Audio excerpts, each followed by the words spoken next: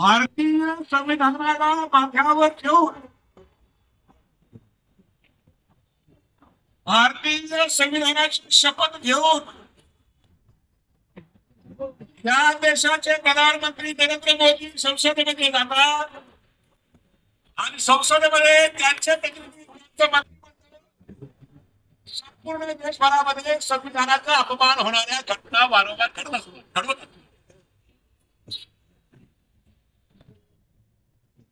नरेंद्र मोदी सरकारचे दाखवायचे काय केले खायचे दात वेगळे आहेत हे आपल्या लक्षात आलं पाहिजे. आज ऑगस्ट रोजी खरगे साहेबांचा अपमान झाला त्याच्या अगोदर असे जे गरिबांचे प्रचंड मोठे नेते होते बाबू जगजीवनराव 40-25 वर्षापूर्वी घटना त्यांनी एका पुतळ्याचं अनावरण केलं. छत्रपती शिवाजी महाराजांच्या पुतळ्याचं अनावरण केलं. दुसऱ्या दिवशी त्या जातीयवादी लोकांनी त्या पुतळ्याला दुग्धाभिषेक करून त्याच्यावर गोमूत्र शिंपडून शेण टाकून महाराजांना पवित्र करण्याचं मोठं धार्मिक टाकलं. ही प्रवृत्ती आजच इथे आहे अशाचा भाग नाही. त्याला अनेक वर्षांपासून असं सांगितलं या ठिकाणी आमच्या एका सहकार्याने की हजारो वर्षांपासूनची ही परंपरा आहे. या देशामध्ये तळागाळामध्ये जन्मलेल्या किंवा वर्गामध्ये जन्मलेल्या लोकांचा द्वेष करणारी ही जी वर्णवर्चस्वादी प्रवृत्ती आहे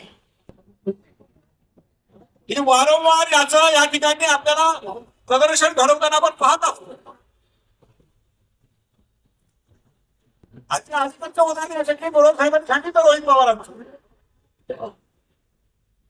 मध्या काळामध्ये महाराष्ट्रामध्ये सुद्धा मातंग समाजामध्ये व्यक्ती मरण पावली तर त्यांना जाळायला स्पर्शात भूमिका घेतली जात नाही. मागासवर्गीय कुटुंबियांच्या मुला लोकांना किंवा महिलांना सार्वजनिक वेळेवर पाणी वरलं जात नाही. आज सुद्धा हातरशी घटना तुमच्या लक्षामध्ये असेल. एका मागासवर्गीय मुलीवर अत्याचार करून गेल्यानंतर किंवा मृत्यू झाल्यानंतर याच मोदी सरकारने रात्रीच्या 12 नंतरच्या अंधारामध्ये त्या मुलीचा मृतदेह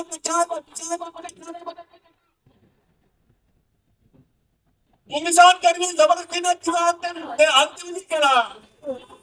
आई बापाला सुद्धा त्या मुलीचं प्रदर्शन घेऊन दिलं नाही. इतकी प्रचंड घाणेरडी मानसिकता नीच मानसिकता अमानुष मानसिकता जर कुणाची असेल तर या मोदी सरकारच्या इतकी घाण डोक्यामध्ये घेऊन हे सगळे करत असतात. दलित नवरदेवाने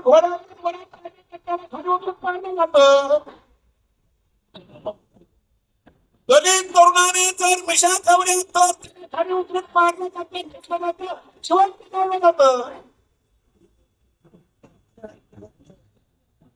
दलितांच्या मुलींनी जर त्याच्यावर तोंडाच्या वर घेतला तर त्या मुलींची सुद्धा हत्या या ठिकाणी राजस्थानमध्ये असेल, मध्य प्रदेशमध्ये असेल, उत्तर प्रदेशमध्ये असेल, उत्तराखंडमध्ये असेल, या गाय पंड्यामध्ये जिथे या भारतीय जनता पक्षाचा प्रभाव आहे त्या ठिकाणी त्या मुलींना त्या ठिकाणी जिवंत करण्याचं काम या ठिकाणी केलं जातं. आणि नरेंद्र मोदी आणि अमित शहा नावाचे जे दोन डाकू या देशावर राज्य करतायत ते याच्याबद्दल काहीही बोलत नाही. ते नरेंद्र मोदीला ओबीसी म्हणलं, नरेंद्र मोदींची जात काढली तर पैसा लागला म्हणे. काल मल्लिकार्जुन खरे काय म्हणाले राज्यसभेमध्ये, मैं डरने वालों में से नहीं हूं, हम सामना करने वाली बात है. मी तुमच्याकडे दया मागतो पण अशा तर तुम्हाला तुमचं द्यावं लागेल. इंग्लंडला नको खंडन राहील रडलं काय ते बाबासाहेबांना रडणार नाही नाडणार आणि ते बनी असं रक्त आहे नाडणारच हे लक्षात घ्या. आणि बदीय लोक महाचक्र असतात, दाखवतात वेगळं, करतात वेगळं. बरोबर की नाही? दुष्काळामध्ये पाहिलं असेल तुम्ही या बनिया लोकांनी कशा पद्धतीनं त्या सर्वसामान्य लोकांनी लुटलं, कोण म्हणून लुटलं. लोक पाहिले का दुष्काळामध्ये, दुष्काळाच्या काळामध्ये रेशन दुकानामध्ये हक्काचं रेशन देण्यासाठी सुद्धा झोपडपट्टीमधल्या महिलांना आमच्या त्या ठिकाणी त्या रेशनचे दुकानदार जे होते ना आता, त्याची नावं आता मी सांगत नाही, त्यांनी त्या महिलांना त्या ठिकाणी त्यांची आवक खाण्याचं काम केलं जातं. दोन किलो खाण्यासाठी, 4 किलो खाण्यासाठी. इतकी खाणारी मानसिकता त्या मनुवाद्यांची आणि जातीवाद्यांच्या. हे किती दिवस सहन केले जाते, किती दिवस हे आम्ही सहन करायचं, याचं उत्तर आपल्याला बोलावं लागेल. अशा खाण्याच्या मानसिकतेच्या लोकांना आम्ही किती दिवस आपल्या डोक्यावर बसून घेणार, याचा सुद्धा आम्हाला विचार करावा लागेल. त्या सरकारी खात्यामध्ये आता इथे आमचे प्रशासनामध्ये पोलीस अधिकारी लोक आहेत किंवा पोलीस कर्मचारी सुद्धा आहेत. प्रशासनामध्ये मागासवर्गीय अधिकारी असेल तर त्याला उच्चवर्गीय त्याचा अधिकारी कशा पद्धतीने वागवतो, त्याचा कसा सीआर खराब करायचं काम करतो, हे मी नव्यानं सांगायची गरज नाही.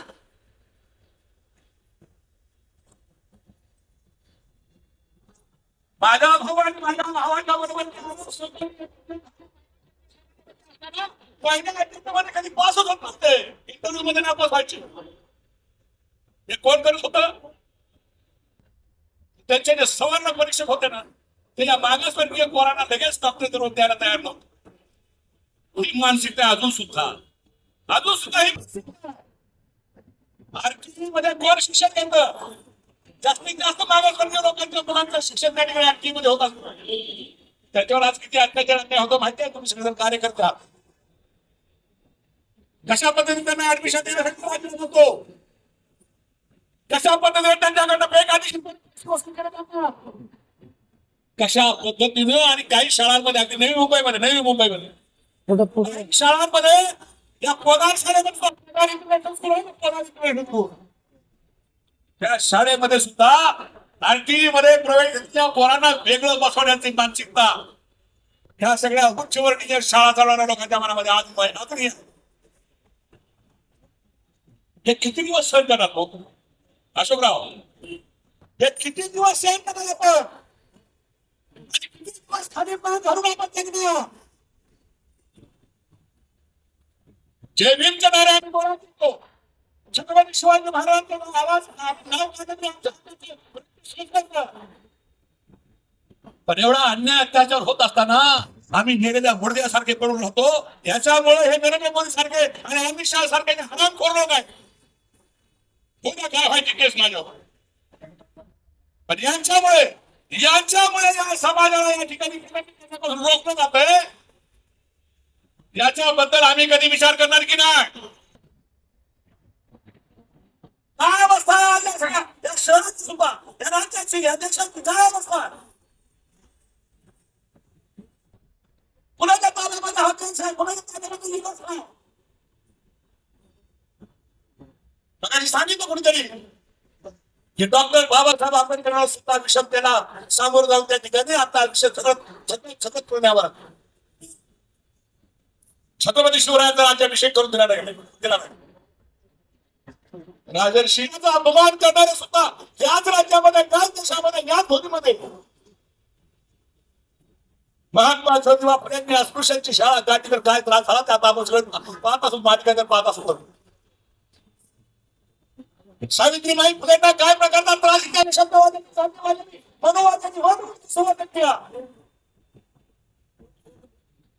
हे आपण इतिहासात पाहतो आठवतो.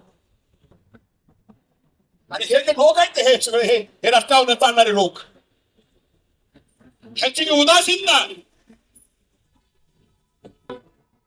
ते कोण ते एक लक्षात ठेवा, माझी साडी माझीच गाडी माझीच माडी माझ्याच बायकोची गोल गोल साडी गोल बारबुडे पाट बारबुडे पाट हे नेहमी सांगत असतात.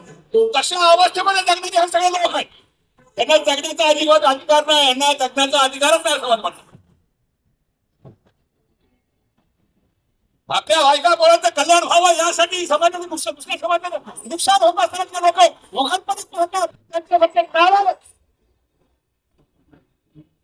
त्यांच्यासारखे निष्ठुर दुसरं कोणीही नाही असं मी समजतो. आणि दुसऱ्याची वेदना पाहून जर डोळ्यामध्ये असू येत नसतील तर तुम्ही माणूस म्हणून त्याला सुद्धा माहित नाही. तुम्हाला दोन पाय दोन हात माणसासारखं डोका बोलता येतं म्हणून तुम्ही माणूस आहात. तुम्हाला इतरांच्या वेदना समजत नसतील, तुम्हाला या ठिकाणी तुमच्या मनामध्ये नाही निर्माण करत असतील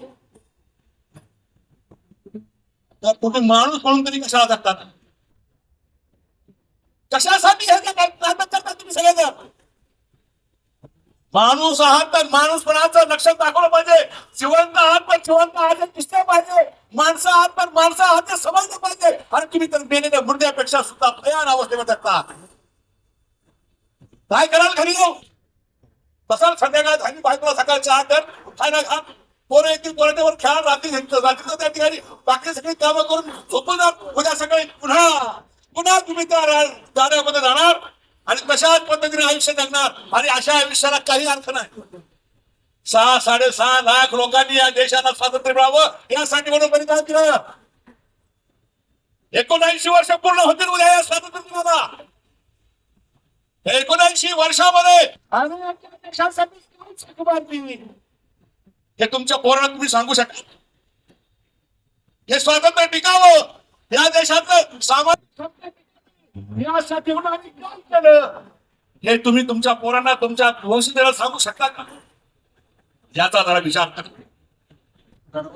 मग तुम्हाला समजेल की आम्ही किती निकृष्ट माणसं आहोत. ही निकृष्ट मानसिकता जशी आमची आहे त्याच मानसिकतेचं भांडवल करून हे जे जातीयवादी मनोवादी वर्णवादी लोक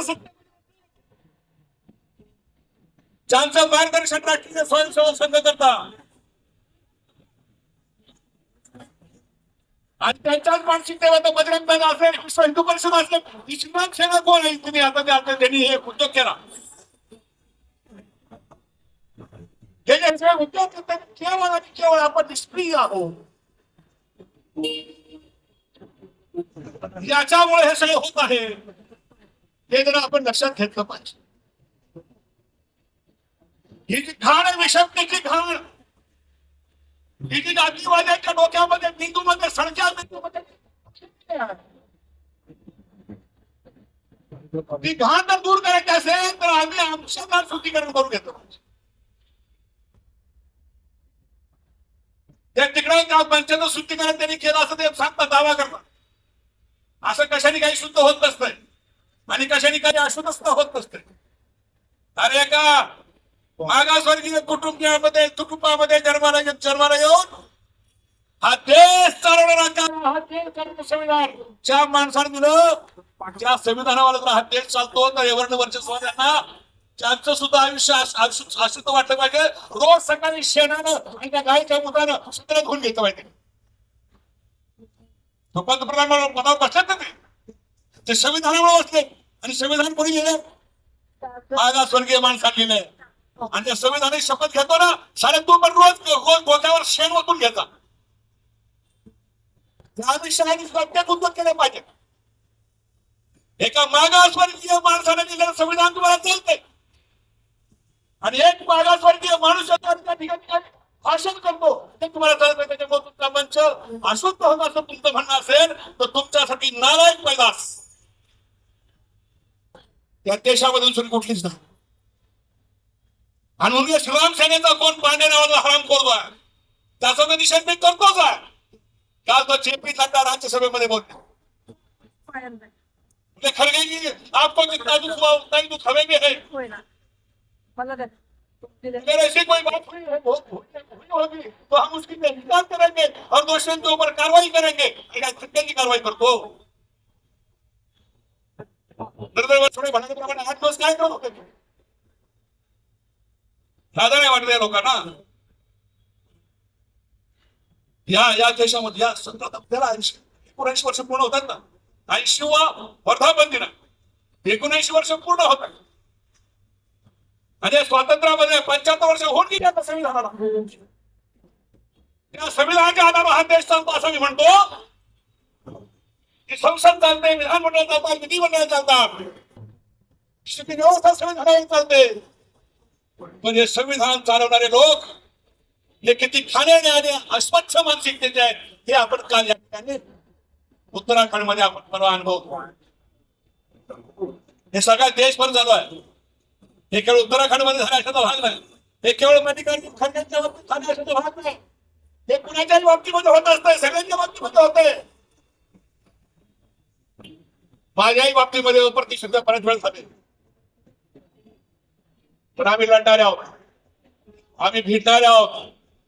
तिथं लाथ मारून पाणी काढून पाणी काढण्याची अवलाद आमच्या, आम्ही असे घाबरत नाही, आम्ही असे कुणाला जाऊन कुणातरी हातापाय पडून आमच्यावर दया करा असं मी म्हणणार नाही। तो आमचा स्वभाव नाही, ते आमचे संस्कार नाहीत। आणि त्या बाबासाहेबांनी सांगितलं आम्हाला की मागून मिळत नाही, ते हिसकावून घ्यायची ताकद तुमच्यामध्ये ठेवा। ही समता आम्हाला मागून मिळत नसेल तर विषमतावादी लोकांच्या डोक्यामध्ये अशाच पद्धतीचा आघात करून, वैचारिक आघात करून त्यांच्या मेंदूमध्ये सुधारणा करण्याचं काम आम्ही केल्याशिवाय राहणार नाही। नरेंद्र मोदी साहेबांना माझा या ठिकाणी इशारा